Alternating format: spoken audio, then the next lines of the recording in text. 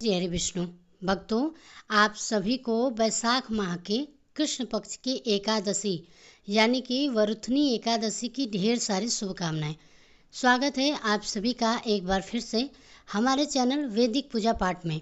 भक्तों, आज के इस वीडियो में हम बात करेंगे आने वाली एकादशी के बारे में। यह जो वरुथनी एकादशी है, यह बहुत ही शुभ और सौभाग्य देने वाली एकादशी मानी जाती है।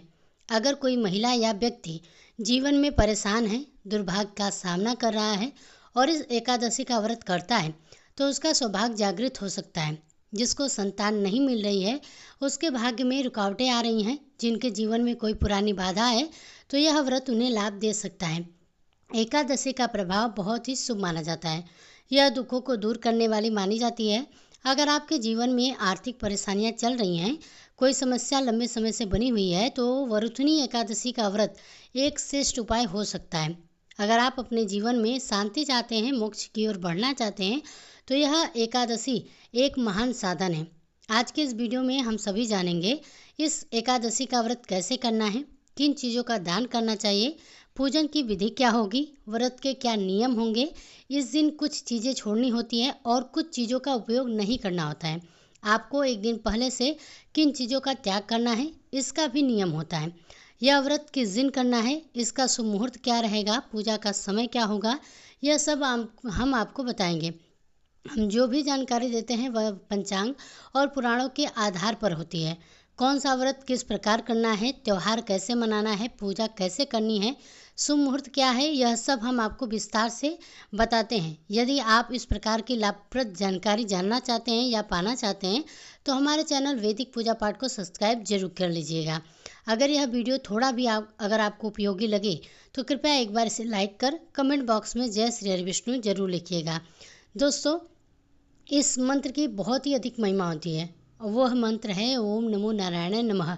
वैशाख माह में यह मूल मंत्र माना गया है। जितना हो सके इस मंत्र को बोलें और लिखें।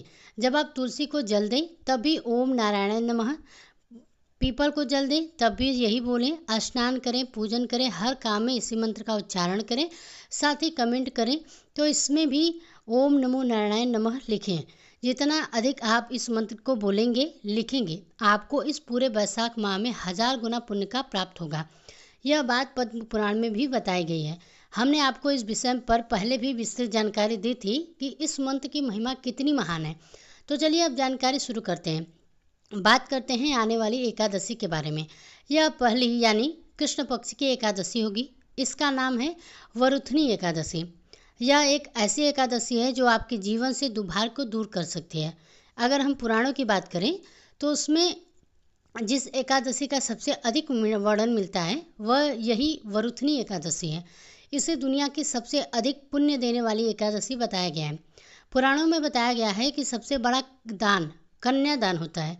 हमारे सनातन धर्म में कन्यादान को सबसे सर्वश्रेष्ठ माना गया है। इसके द्वारा देवता, इंसान और पितर तीनों को तृप्त किया जा सकता है, इसलिए इसे महादान कहा गया है।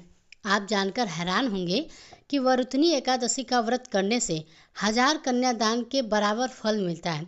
जितना पुण्य अनुदान और कन्यादान से मिलता है, उतना ही पुण्य इस एक व्रत से मिल सकता है। मैं आपसे कहती हूँ कि एकादशी के दिन व्रत करें, भगवान की पूजा करें, कथा सुने और व्रत की पूरी विधि से निभाएं। यह व्रत न केवल आपके जीवन की परेशानियों को दूर करेगा बल्कि परलोक में भी मददगार होगा। यह व्रत केवल मरने के बाद काम नहीं आता, बल्कि इस दुनिया में भी इसका असर देखने को मिलता है। अगर आप विधि पूर्वक व्रत करेंगे तो आपका सौभाग्य जगेगा। जीवन की जो भी समस्याएं हैं, आर्थिक, शारीरिक, मानसिक, घर का क्लेश, लड़ाई झगड़े, कामकाज की दिक्कत, व्यापार या नौकरी की परेशानी, इन सब का समाधान इस व्रत में छिपा है। इस व्रत को पूरी श्रद्धा, विधि और नियमों के अनुसार करना चाहिए। इस वरुथनी एकादशी के कुछ नियम दूसरी एकादशियों से अलग होते हैं। यह नियम आपको बताएंगे। मैं खुद से कुछ नहीं जोड़ रही हूँ, जो भी बातें पुराणों में लिखी है वही आप तक पहुँचा रही हूँ। अब बात करते हैं कि इस एकादशी की पूजा कैसे करनी है, इसके नियम क्या रहेंगे और यह व्रत कब करना है। जो लोग व्रत करना चाहते हैं उन्हें 10वीं तिथि से ही कुछ चीज़ें छोड़ देनी चाहिए, जैसे कि कांसे के बर्तन में भोजन नहीं करना चाहिए। यह नियम व्रत के एक दिन पहले ही लागू हो जाता है। मांस आदि का सेवन तो बिल्कुल ही नहीं करना चाहिए। इसके अलावा मसूर की दाल, चने की दाल, हरी सब्जियां, चना, गोंडे का साग नहीं खाना चाहिए। मधु यानी कि शहद का प्रयोग नहीं करना चाहिए।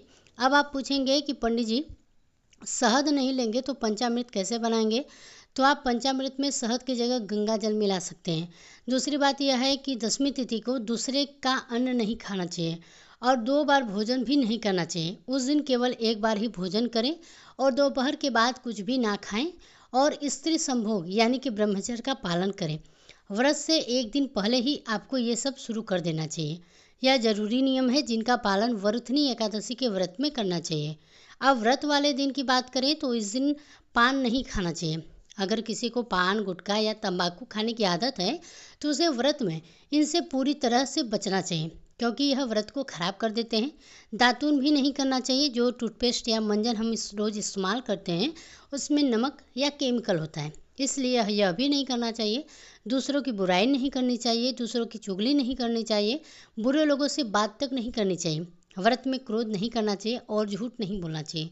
अगर भोजन की बात करें तो इस दिन सिर्फ फल खाना चाहिए। तेल, मसाले और नमक यह तीनों चीज़ें पूरी तरह से त्यागनी चाहिए। यह वह चीज़ें हैं जिसमें व्रत में नहीं लेना चाहिए। दशमी तिथि से ही इनका सेवन बंद कर देना चाहिए और एकादशी के दिन तो बिल्कुल भी नहीं करने चाहिए। अब बात करते हैं एकादशी व्रत के पूजन व्रत की। वाले व्यक्ति को सूरज निकलने से पहले आपको उठ जाना चाहिए। अगर हो सके तो स्नान जरूर करना चाहिए। खासकर बैसाख माह में स्नान का बहुत बड़ा महत्व है। बैसाख महीने में स्नान का पुण्य इतना अधिक है कि यह कार्तिक स्नान से भी 1000 गुना ज़्यादा बताया गया है, लेकिन बहुत कम लोग इसके बारे में जानते हैं। इसका कारण भगवान विष्णु का एक वचन है जो उन्होंने यमराज को दिया था। उन्होंने कहा था कि बैसाख मास का पुण्य साल के सभी महीनों में सबसे श्रेष्ठ है। अगर कोई कार्तिक मास को सबसे बड़ा मानता है तो वह गलतफहमी में है। हमने एक वीडियो में पद्म पुराण में इसका वर्णन पूरा निकाला है। इसमें भगवान विष्णु खुद बैसाख माह की महिमा बताते हैं, लेकिन कलयुग में इस मास की जानकारी लोगों को बहुत कम है, इसलिए इसके बारे में जागरूकता नहीं है। अगर आपने इस वीडियो के जरिए इस महिमा को समझ लिया तो फिर आप इस मास को छोड़ नहीं पाएंगे। बैसाख मास में स्नान और दान का जो महत्व है वह अनमोल है। कहा गया है कि जब लोग इस माह में स्नान करने लगे तो यमराज खुद डर गए थे, क्योंकि जब पृथ्वी के लोग इस माह में स्नान करके पुण्य कमाने लगे तो नरक खाली होने लगा। यमलोक में कोई भी पापी नहीं मिल रहा था, क्योंकि लोग पाप धुलकर मुक्त हो रहे थे। यमराज दुखी होकर भगवान विष्णु के पास पहुँचे और बोले, प्रभु आपने ऐसा मास बना दिया है कि जो 7 पीढ़ियों से मेरे यहाँ पाप भोग रहे थे वे भी स्नान करके मुक्त हो गए। मेरा काम तो बंद ही हो गया है। यह बहुत ही रोचक प्रसंग है, इसको अवश्य सुनिएगा। तो एकादशी वाले दिन आपको सूर्योदय से पहले उठ जाना है। उठने के बाद स्नान आदि करके सबसे पहले पूजा स्थान की सफाई करें और फिर वहाँ पूजा का सारा सामान इकट्ठा कर लें। अब आसन लगाकर बैठ जाइएगा। अब बात करते हैं पूजा में कौन कौन सी सामग्री चाहिए। ध्यान से सुनिएगा। भगवान श्री हरि विष्णु की कोई प्रतिमा या तस्वीर होनी चाहिए, खासकर उनके माधव स्वरूप की। अगर आपके पास यह तस्वीर या मूर्ति हो तो बहुत अच्छा रहेगा, क्योंकि दोनों ही एकादशियों पर माधव रूप की पूजा होती है। इसलिए इसके अलावा आपको चाहिए एक चौकी, पीला कपड़ा, रोली, पान सुपारी, लौंग, इलायची, अगरबत्ती, फूलों की माला, मोली, कुछ खिले हुए फूल, एक चित्र या तांबे का लोटा। पंचामृत के लिए चाहिए कच्चा दूध, दही, घी, शक्कर और गंगा जल। लेकिन एकादशी के व्रत में शहद वर्जित है, इसलिए इसकी जगह आपको गंगा जल का प्रयोग करें। सारी सामग्री पहले से ही एकत्र कर लें। आप तांबे का एक साफ लोटा लें, उसे पहले बच्चों से मजवाएं और उसमें पहले गंगा जल भरें, फिर शुद्ध जल डालें। आप पूजा के लिए आसन लगाकर बैठ जाइएगा। पूजा की शुरुआत करने से पहले एक फूल लेकर उसे सारी सामग्री और पूजा स्थान पर रखें। इससे स्थान और सामग्री दोनों ही पवित्र हो जाएंगे। फिर जल के छींटे दें और मंत्र बोलें, जिससे पवित्रीकरण हो जाएगा। अब भगवान को विराजमान करने से पहले अपने हाथ पैर धो लें। सीधे हाथ में थोड़ा जल लेकर हाथ धो लीजिए और फिर भगवान की स्थापना कीजिए। चौकी पर पीला वस्त्र बिछाइएगा। फिर भगवान की तस्वीर या मूर्ति को वहाँ स्थापित कीजिएगा। स्थापना करते समय भाव से प्रार्थना कीजिएगा कि हे प्रभु, हे परमात्मा, हम आपको सादर आमंत्रित करते हैं, कृपया आप हमारे यहाँ पधारिए और इस पूजा में विराजमान हो जाइए। अब भगवान की तस्वीर को आसन देकर स्थापित कीजिए। जिनके पास चौकी नहीं है वे साफ सुथरी जगह पर ही भगवान की स्थापना कर सकते हैं। यदि किसी के पास कच्चा मकान है तब भी वे वहाँ पे साफ सफाई करके भाव से भगवान को स्थापित किया जा सकता है।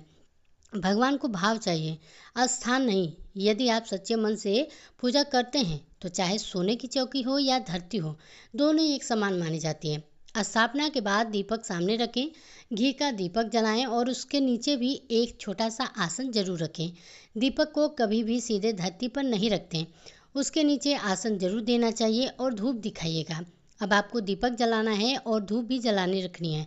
फिर व्रत का संकल्प लीजिएगा। संकल्प लेने के लिए अपने सीधे हाथ में जल लीजिएगा, साथ में एक सिक्का दक्षिणा के रूप में रखिएगा। अब 3 बार बोलिएगा ओम श्री विष्णु, ओम श्री विष्णु, ओम श्री विष्णु। अब आप अपना नाम, अपना गोत्र, जिस स्थान पर आप बैठे हैं उसका मकान नंबर, क्षेत्र का नाम, शहर का नाम लीजिएगा।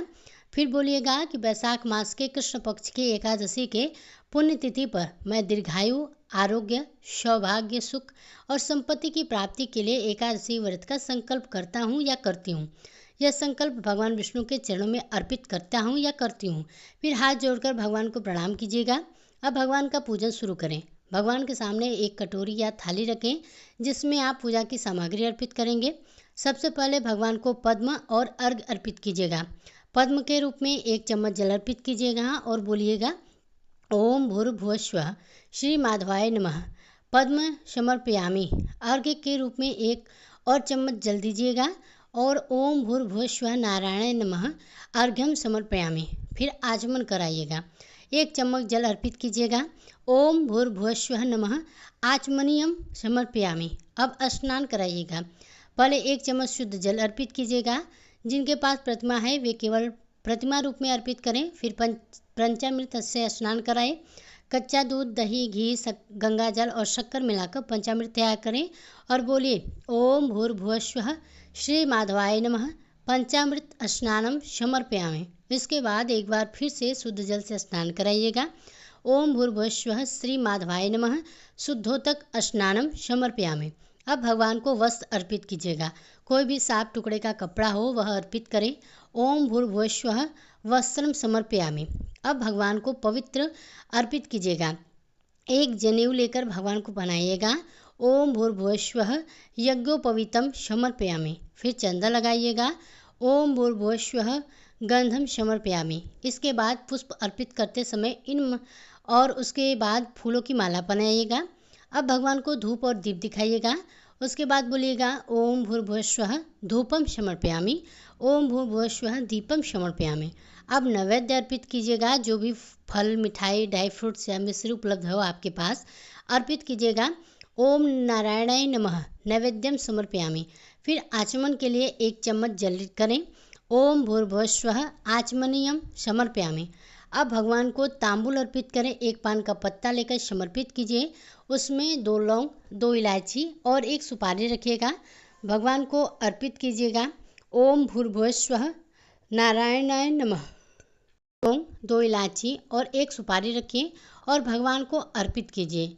साथ ही भगवान को प्रेम पूर्वक कुछ दक्षिणा भी अर्पित कीजिएगा। उसके साथ बोलिएगा ओम भूर्भुवस्वः नारायणाय नमः शुभ दक्षिणा समर्पयामि। अब हाथ जोड़कर भगवान को नमस्कार कीजिएगा और प्रार्थना कीजिएगा कि हे परमेश्वर, आज हमने एकादशी का यह पूजन किया है और हम व्रत कर रहे हैं। कृपया इस पूजा को स्वीकार करें और हमें व्रत की पूरी श्रद्धा से करने की शक्ति दें। अब आपको कथा सुनिए। हर एकादशी की अलग अलग कथा होती है, इसलिए सही कथा सुनना जरूरी है। एकादशी का महत्व और उसकी कथा जब आप YouTube पर सुने तो ध्यान रखें कि YouTube पर कई चैनल किसी भी कथा को किसी भी नाम से चला देते हैं, इसलिए सही चैनल चुनें और सही कथा ही सुनें। जिस चैनल पर आप यह वीडियो देख रहे हैं वह वैदिक पूजा पाठ YouTube चैनल है। इस चैनल पर वेद, पुराण, पंचांग के अनुसार सही कथाएं सुनाई जाती हैं जो नियमों के अनुसार होती हैं। तो सही कथा सुनने के लिए इस चैनल को जरूर से सब्सक्राइब कीजिए। अगर आप नए हैं तो बेल आइकन को भी दबा दीजिएगा ताकि सभी वीडियोस आप तक पहुंच सके। बेल आइकन दबाए बिना वीडियो मिस हो सकते हैं। साथ ही एकादशी के दिन भगवान विष्णु सहस्त्र नाम, कवच और कथा यह तीनों जरूर सुनिएगा। हर यह एकादशी को अपलोड किए जाते हैं, इनका लाभ उठाइएगा। फिर भगवान की आरती कीजिएगा और दिन को नियमों के अनुसार बिताइएगा। नियमों में बताया गया है कि व्रत के दिन नहीं सोना चाहिए। पारण वाले दिन सूर्योदय से पहले उठिएगा, स्नान करके स्वच्छ वस्त्र पहनिएगा और प्राण की पूजा कीजिएगा। पारण की पूजा के बाद पुष्पांजलि दीजिएगा। जो क्षमा याचना प्रार्थना होती है, यह किसी भी व्रत की सफलता के लिए बहुत ज़रूरी रहते हैं। भगवान को पारण का भोग लगाइएगा, ब्राह्मण को दान दीजिएगा और फिर व्रत का विधिवत पालन कीजिएगा। यहाँ आपको बता दें कि अब व्रत कब करना है और पारण कब करना है। तो देखिए, एकादशी तिथि जो है आपकी शुरू हो रही है, वह 23 अप्रैल 2025 को शाम को 4:45 से लेकर और यह 24 अप्रैल 2025 को दोपहर 2:32 तक चलेगी। पंचांग के अनुसार व्रत 24 अप्रैल को रखा जाएगा। यह दिन गुरुवार को होगा, क्योंकि एकादशी सूर्य के मुख से है और दोपहर 2:32 के बाद द्वादशी भी आ जाएगी। तो यह द्वादशी युक्त एकादशी व्रत बन जाएगा, इसलिए आपको 24 अप्रैल को ही करना है। पूजन का शुभ मुहूर्त है, जो ब्रह्म मुहूर्त का समय रहेगा, सुबह 4:30 से लेकर 5:15 तक रहेगा। इसके बाद प्रातः संध्या काल का जो समय है 5:45 से लेकर 6:15 तक रहेगा। 7:30 तक भी बहुत अच्छा रहेगा। इसके अलावा आप सुबह 8 बजे से लेकर 11 बजे तक भी पूजन कर सकते हैं। दोपहर 1:30 बजे से 3 बजे के बीच पूजा नहीं करनी चाहिए, क्योंकि गुरुवार को इस समय राहु काल होता है। राहु काल में किसी भी प्रकार की पूजा शुरू नहीं करनी चाहिए। अब बात करते हैं पारण की। पारण का मूल नियम यह है कि पारण द्वादशी तिथि में सूर्योदय के बाद करना चाहिए, लेकिन द्वादशी तिथि शुरू होने से बाद पहले 5:30 में नहीं करना चाहिए, क्योंकि यह वह समय होता है। इसकी जो परिभाषा माना गया है, यह नियम जरूर पालन करना है। इन नियमों को ध्यान में रखते हुए पारण का सबसे अच्छा और जल्दी का समय बताना है, वह है 25 अप्रैल को सुबह 5:58 से 8:21 तक। इस समय में पारण करना बहुत ही शुभ और कल्याणकारी रहेगा। अगर आपको एकादशी से जुड़ी यह जानकारी थोड़ी भी अच्छी लगी हो तो कृपया वीडियो को लाइक कीजिएगा। आपका एक लाइक्स हमारे लिए बहुत ही मायने रखता है। इससे हमको यह पता चलता है कि आपको हमारे जो वीडियोस हैं आपको पसंद आते हैं, तो और भी हमें वीडियोस बनाने का मोटिवेशन मिलता रहता है। अगर वीडियो पसंद आई हो तो वीडियो को लाइक कीजिएगा। इसी तरह की अन्य जानकारियों को प्राप्त करने के लिए हमारे चैनल वैदिक पूजा पाठ को सब्सक्राइब जरूर कीजिएगा।